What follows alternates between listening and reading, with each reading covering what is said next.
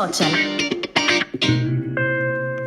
Bentornati su Live Social, interviste e storie. Vi ricordo l'hashtag per l'appunto interviste e storie per poterci seguire sui nostri canali e che tutte le interviste le potrete ritrovare sulla nostra pagina Facebook Live Social Radio. Do un grande benvenuto al nostro prossimo ospite in collegamento telefonico, Francesco Quarrato. Benvenuto Francesco. Buonasera. Allora, con te parleremo un po' di Terra Mia, raccontaci un po' del tuo mondo, introduci i nostri ascoltatori nel tuo regno. Il nostro è un opificio, noi ci occupiamo per lo più di lavorazione di olive da mensa, nello specifico nocellara del Belice, che sennò sono rimproverato. Ok. Noi siamo una piccola cooperativa nata da una confisca, dove noi ex operai di questa azienda abbiamo chiesto il ramo d'azienda e la struttura alla regione. Ci è stata affidata dopo i vari controlli del caso e abbiamo iniziato questa avventura cercando di costruirci un lavoro autonomo. E da quanto tempo siete attivi? Noi abbiamo avuto il bene nel 2015 e operativi nel 2016. Siete una realtà abbastanza giovane, quindi? Giovanissima, oltretutto la struttura era stata vandalizzata, quindi aveva bisogno di manutenzione, avevano rubato tutti i cavi elettrici, abbiamo dovuto rifare i pavimenti, i cavi elettrici, una parte del tetto per poter incominciare.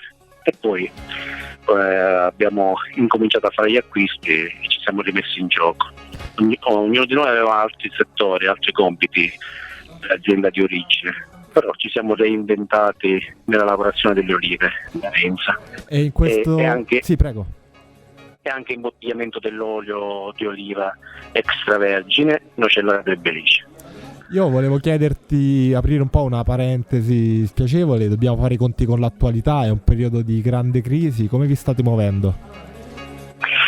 Ma diciamo che è tutto un pochettino precipitato, in quanto forse giustamente anche essendo alimentari... Pronto? Sì, ti sento. Mi è sembrata che era caduta lì. Anche essendo alimentari, in realtà le nostre produzioni forse non sono veramente di primissima necessità come pane, carne magari. Effettivamente noi abbiamo aperto anche da poco un piccolo laboratorio di pasta secca, ma è da poco aperto, quindi ancora non a pieno regime, e comunque ci sono delle piccole soddisfazioni, questo sì. Essendo che noi avevamo molta ristorazione, ristoranti, tutto questo, bar, tutto questo si è fermato, stiamo cercando di spuntarcela come tutta il resto d'Italia in questo momento. Speriamo bene, speriamo che insomma la situazione possa concludersi per il meglio il quanto prima possibile, poi così potremo rialzarci più forti di prima. Sì, questo sicuramente. Io do con molto piacere i vostri riferimenti, Francesco. Innanzitutto il sito web www.terramia.com, pagina Facebook Terra Mia, indirizzo email terramia@gmail.com. Ho detto tutto giusto? Il sito è diverso, è www.coop.terramia.com. Perfetto, grazie per la precisazione. Vorrei chiederti ora, quando chiaramente tutto tornerà alla normalità, cosa avete in programma?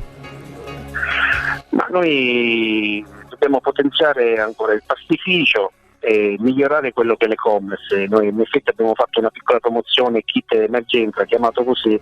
Abbiamo messo della farina del macinato, un po' di pasta, delle olive, una bottiglia di olio da 1 litro, con un prezzo molto basso, proprio per cercare di aiutare, e qualcuno l'ha comprato, per cercare proprio di aiutare magari qualcuno che non si vuole spostare da casa e vuole risparmiare qualcosina, avendo sempre un prodotto di qualità, ovviamente. Certo, in questo periodo è anche molto, fa bene andare incontro alle difficoltà che stiamo vivendo un po' tutti. Sì, è da capire, ovviamente è da capire, è un problema per tutta Italia, non per una persona soltanto. E poi abbiamo un progetto futuro per i prossimi anni, se giustamente tutto fila per il liscio, di aprire un piccolo olificio all'interno dello stabilimento, in modo da chiudere quello che è il cerchio olive e olio come produzione interna. Molto chiaro, io ve lo auguro, vi faccio un grande in bocca al lupo, grazie per aver portato la vostra esperienza ai nostri microfoni. Grazie a voi, gentilissimi. Live Social torna con nuove interviste e nuove storie, rimanete con noi. Live Social.